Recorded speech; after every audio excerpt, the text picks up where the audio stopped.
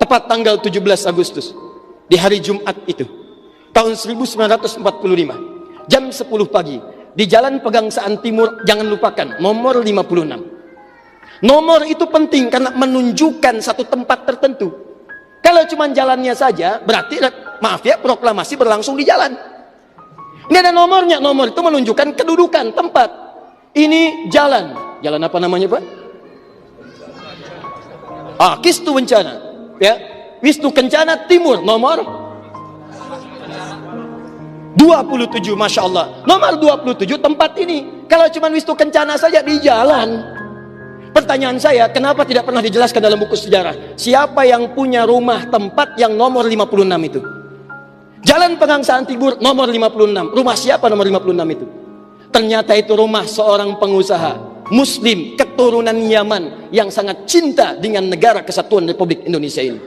Beliau mewakafkan rumahnya untuk kemerdekaan bangsa Indonesia. Namanya Syekh Faraj bin Marta. Mewakafkan rumahnya untuk proklamasi kemerdekaan Republik Indonesia. Insinyur Soekarno datang ke situ dalam keadaan masih lemas. Ada kemudian penyakit dalam tubuhnya, maka diberikan oleh beliau madu Yaman di malam harinya. Siang-siangnya sudah fresh, dalam keadaan yang baik, maka digelorakanlah kemudian di sampingnya ada Bung Hatta, proklamasi sampai dengan ujungnya. Teman-teman, proklamasi 17 Agustus tahun 1945 itu memiliki saham yang kuat dari pertemuan-pertemuan dan perjuangan para ulama. Karena itulah teriakan takbir yang digelorakan oleh Bung Tomo dari Surabaya itu, Allahu Akbar, Allahu Akbar. Terjemahan takbir itu kalau diterjemahkan dalam bahasa Indonesia adalah Allah yang maha besar, Allah yang maha kuasa. Kalimat Allah yang Maha Kuasa itu, Negara Kesatuan Republik Indonesia mengapresiasi dan menanamkan dalam undang-undangnya. Baca pembukaan Undang-Undang Dasar. Atas berkat rahmat Allah yang Maha Kuasa. Kalimatnya Allah, tidak ada yang lain lagi. Atas berkat rahmat Allah yang Maha Kuasa, dan dengan didorongkan oleh keinginan luhur. Jadi keinginan luhur itu diletakkan di akhir setelah Allah yang Maha Kuasa. Karena dari dulu itu memang punya keinginan luhur, pengen merdeka, tapi belum dapat. Siapa kemudian yang mempercepat keinginan luhur itu? Allah yang Maha Kuasa. Atas berkat rahmat Allah yang Maha Kuasa, dan dengan didorongkan oleh keinginan luhur, maka rakyat Indonesia menyatakan dengan ini kemerdekaannya. Dari situ kemudian jadikan sebagai sila dari 5 dasar sila ketuhanan itu. Ketuhanan yang Maha Esa, sila yang pertama. Siapa ketuhanan yang Maha Esa itu? Dalam pengertian kita, Esa artinya Ahad. Qul huwallahu ahad. Ditafsirkan kemudian dengan perlindungan dari negara, pasal 29 ayat 1 untuk dasar negaranya. Negara berdasar atas ketuhanan yang Maha Esa.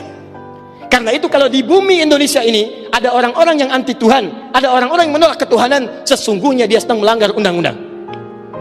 Dan pasal 29 ayat 2-nya, negara menjamin kita untuk menerapkan nilai-nilai ketuhanan dalam bentuk ibadah. Perhatikan bacaannya. Negara menjamin kemerdekaan tiap-tiap penduduk untuk memeluk agamanya masing-masing dan beribadah menurut agama dan kepercayaannya itu.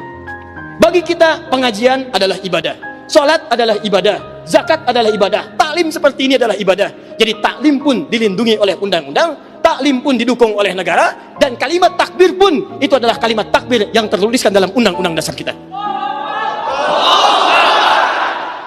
Jadi kalau ada anak bangsa yang anti dengan kalimat takbir, itu artinya anak bangsa yang tidak mengenal perjuangan nenek moyang kita yang telah mewujudkan negara kesatuan Republik Indonesia. Takbir. Di sifat orang Islam itu kalau berjuang bukan sekedar ingin menggapai sesuatu, tapi bagaimana caranya ketika saya berjuang terbuka misi-misi kebaikan. Itulah yang dilakukan oleh para ulama kita. Makanya ketika terjadi kemerdekaan Republik Indonesia, maka yang diharapkan ada peluang-peluang bagi putra-putri negeri di kemudian hari untuk meneruskan perjuangan, tinggal mengisi nilai baik apa yang bisa kita lakukan pada saat itu. Nah, jadi yang pertama ingin saya tegaskan, setiap perjuangan yang dilakukan oleh pahlawan kita, maka sifatnya beda dengan definisi biasa. Lebih dari sekedar mereka menegakkan kemerdekaan, tapi ingin mencapai kemaslahatan di negeri ini. Yang kedua, maaf, untuk mendapatkan pahala dari Allah Subhanahu wa Ta'ala. Jadi tidak pernah ada ulama-ulama kita yang tidak cinta dengan negeri ini.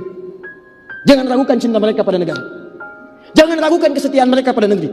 Demi Allah saya katakan, saham terbesar di negara ini itu para ulama. Jikalau kemudian ada orang yang tidak suka dengan ulama, dia tidak mengerti perjuangan bangsa ini. Dia tidak paham tentang sejarah bangsa ini. Dan yang paling menarik ketika dia mengatakan saya paling A, saya paling B, saya paling setia negara, tapi saat yang bersamaan Anda telah menistakan orang-orang berjuang dengan keringat, darah dan air matanya untuk bangsa ini. Paling NKRI. Takbir. Itulah ulama kita. Di ulama kita dulu itu sangat cinta, kalau nggak cinta mustahil mereka berjuang. Tapi kecintaan mereka bukan sekedar mereka ingin menjadikan negara ini merdeka. Mereka menginginkan negara ini merdeka, tapi harus ada yang meneruskan kemerdekaan itu di kemudian hari. Buka segala peluang kebaikan. Anak-anaknya mesti belajar. Ayo gali sumber daya alamnya, maksimalkan, jadikan makmur, dan cari yang terdepan bagi negara kita. Tunjukkan pada dunia, Indonesia bisa menginspirasi negara-negara dunia.